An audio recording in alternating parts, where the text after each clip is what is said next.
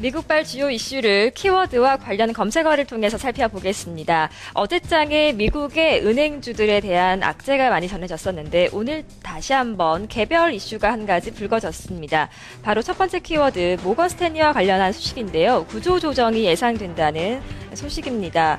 모건 스탠리는 자산 기준 미국에서의 6위권 은행인데요. 구조조정 어떤 규모로 실시가 될 예정인지 관련 검색어 살펴보겠습니다. 1,600명 대상이라고 올라와 있는데요. 간밤 외신에 따르면 모건 스탠리는 투자은행과 지원 조직, 거래 부문 등에서 1,600명의 인력을 감축할 것으로 전해졌습니다. 관련 보도에 따르면 감원 대상은 주로 간부급 사원이 될 전망인데요. 모건 스탠리는 현재 해당 직원들에게 이와 같은 계획을 통보하고 있는 중인 것으로 알려지고 있습니다. 어떠한 이유들 때문에 이렇게 모건 스탠리가 구조 조정을 단행키로 한 것인지 관련 검색어를 통해 살펴보겠습니다. 금융시장 불안이라는 내용이 올라와 있는데요. 은행의 이번 결정은 금융시장의 불안과 앞으로 이윤을 억제할 새로운 규제 등에 대한 우려에서 비롯됐다고 외신은 분석했습니다. 한편 모건 스탠리는 앞서 지난해에도 대규모 인력 구조 조정을 단행한 바 있습니다.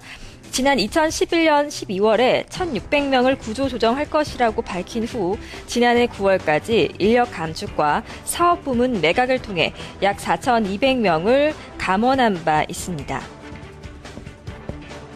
두 번째 소식 역시 기업 소식으로 살펴보도록 하겠습니다. 애플과 관련한 소식인데요. 두 번째 키워드 바로 애플의 새로운 마케팅이 올라와 있습니다. 애플이 저가 아이폰을 내놓고 시장에 새로운 마케팅 전략을 펼칠지가 주목되고 있습니다. 어떤 내용인지 관련 검색어 살펴보겠습니다.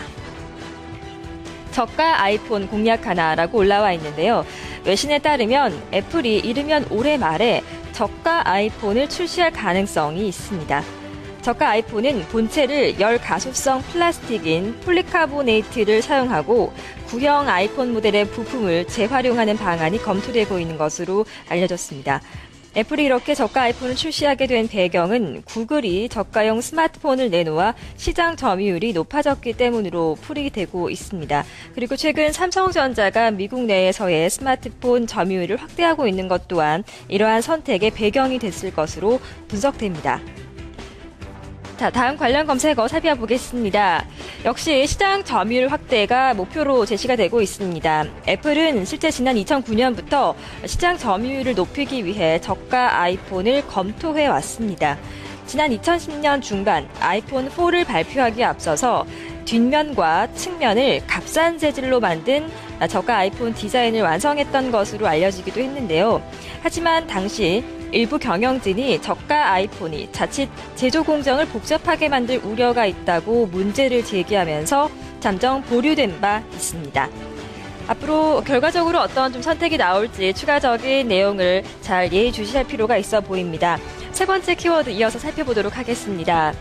최근에 미국의 금융기관에 사이버 공격이 여러 차례 있었는데요.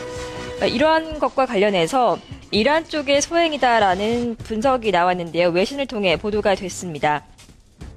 관련 검색어를 통해서 조금 더 자세한 내용을 살펴보겠습니다. 전문 해킹인데요.